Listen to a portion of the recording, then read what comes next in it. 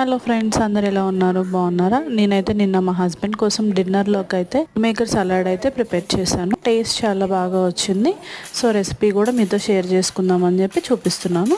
నాకు కావాల్సిన meal maker తీసుకొని దాంట్లో ఒక 1 గ్లాస్ వాటర్ యాడ్ చేసుకొని స్టవ్ పైన పెట్టుకొని ఒక 2-3 మినిట్స్ బాయిల్ చేసుకోవాలి. మిల్ మేకర్ సాఫ్ట్గా అయిన తర్వాత స్టవ్ ఆఫ్ చేసుకొని దాంట్లో ఉన్న వాటర్ మొత్తం పిండేసుకొని తీసుకోవాలి. ఇప్పుడు స్టవ్ పైన ఇంకొక కడాయి పెట్టుకొని దాంట్లో ఒక 2 టేబుల్ స్పూన్స్ ఆయిల్ యాడ్ చేసుకోవాలి.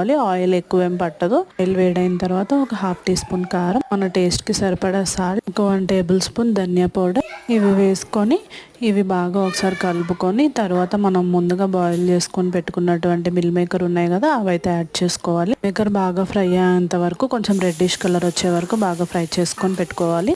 తర్వాత ఒక బౌల్ తీసుకొని దాంట్లోకి మనం ముందుగా ఫ్రై చేసుకొని పెట్టుకున్నటువంటి మిల్ మేకర్ వేసుకొని ఒక కుకుంబర్, ఒక small size onion, small size tomato, 1 carrot చిన్నగా చాప్ చేసుకొని పెట్టుకొని మనం ముందుగా వేసుకున్నటువంటి మిల్ మేకర్ వేసుకున్న బౌల్లో వేసేసుకోవాలి. తర్వాత మన టేస్ట్కి సరిపడా సాల్ట్, మనం సాల్ట్ ముందుగా మిల్ మేకర్ ఫ్రై చేసుకునేటప్పుడు వేసుకున్నాం కాబట్టి కొంచెం చూసుకొని వేసుకోవాలి. ఒక 1 టేబుల్ స్పూన్ పెప్పర్ పౌడర్, మనకి కావాల్సినంత పెరుగు, ఇవన్నీ వేసుకొని బాగా మిక్స్ చేసుకొని సర్వ్ చేసుకోవడమే. టేస్ట్ అయితే చాలా బాగా వచ్చింది. మనకి నైట్ టైం డిన్నర్స్లోకి హెవీగా రైస్ ఐటమ్స్ తీసుకోలేము అనుకున్నప్పుడు ఇలా సింపుల్గా సలాడ్స్ చేసుకొని తింటే హెల్త్కి కూడా చాలా మంచిది. మా పిల్లలైతే ఈవినింగ్ టైం రైస్ అయితే తింటాము, బట్ మా హస్బెండ్కి ఏంటంటే ఇట్లా సలాడ్స్ లేదంటే స్టీమ్డ్ వెజిటేబుల్స్ ఇలా చేసి పెడుతూ ఉంటాను. వెళ్ళి స్టీమ్డ్ వెజిటేబుల్స్ తినలేడు కదా అని చెప్పి నిన్నైతే మిల్ మేకర్తో ఇట్లా సలాడ్ చేసి ఇచ్చాను. చాలా బాగుందన్నారు. మీరు కూడా ఒకసారి ట్రై చేసి ఎలా వచ్చిందో కామెంట్ చేయండి.